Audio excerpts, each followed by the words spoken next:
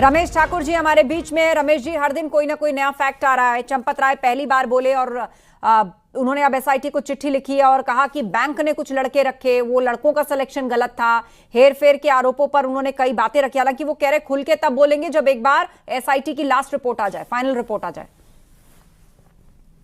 देखिए, मुझे लग रहा है अगर चंपत राय जी अगर ये कह रहे हैं चिट्ठी के माध्यम से, तो दिल को बड़ा सुकून पड़ेगा कि कम से कम वो अपनी गलतियां मान रहे हैं, अनियमितताएं हुई हैं और सब चीजें हुई हैं, ये कम से कम वो मान रहे हैं। अगर मुझे लगता है पहले दिन से अगर मान लेते, तो ये भारतीय जनता पार्टी के ऊपर जिस तरीके से लांछन लग रहा है, जिस तरीके से कटघरे में खड़ा कर दिया, तो ये पार्टी इतनी कटघरे में नहीं आती। सीधा सा सवाल है, चोरी हुई है, चोर कौन है, 80 लाख पकड़े गए हैं, इतने लोग हैं, और पुलिस और जिस तरीके से सोसाइटी इन पे ऊपर इंट्रोगेट कर रही है, उन्होंने सब कुछ बता दिया।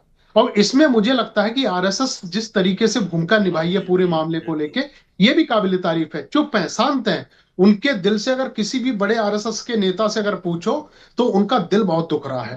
भारतीय जनता पार्टी से मुझे लगता है कि इसमें अगर बड़े नेता वो भी कुछ नहीं बोल रहे हैं, उनके प्रवक्ता आके किस तरीके से डिफेंड कर रहे हैं, ये मुद्दा मुझे लगता है कि अभी रावत जी कह रहे थे कि बड़े बड़े घोटाले हुए। सर, वो घोटाले थे, ये चोरी है। इसके और उससे आप तुलना कर ही नहीं सकते। ये पूरा का पूरा मामला सनातनियों के द्वारा जुड़ा हुआ, उनसे जुड़ा हुआ है। हर एक व्यक्ति आहत हुआ है। ये बहुत सीधा सवाल था। पहले दिन जिस दिन चोरी पकड़ी गई थी, उठा के सबको कटघरे में खड़े कर दिए जाते, और जैसे बाबा कर रहे हैं ना यूपी में, भाई कोई अगर बलात्कारी हो या कोई बड़ा कोई कांड वाला हो, उनके सीधे तीसरे दिन गोली पड़ती है और लंगड़ाते हुए की फोटो आती है। तो इस सारे के सारे लंगड़ाते हुए की फोटो आती, मुझे लगता है भारतीय जनता पार्टी पूरी तरीके से बच जाती। उनको राजनीति जिस तरीके से वो कर रहे हैं वो करते रहते, उनके ऊपर जरा सा भी लांछन नहीं आता। अब भारतीय जनता पार्टी के कुछ लोग जब आके डिफेंड कर रहे हैं इस मामले को लेके, तो यहाँ पे शंका पैदा हो रही है। जरूरत नहीं है उनको, जिन्होंने करा है और जिस रूप से करा है, उनको उनके हल पे छोड़ दो।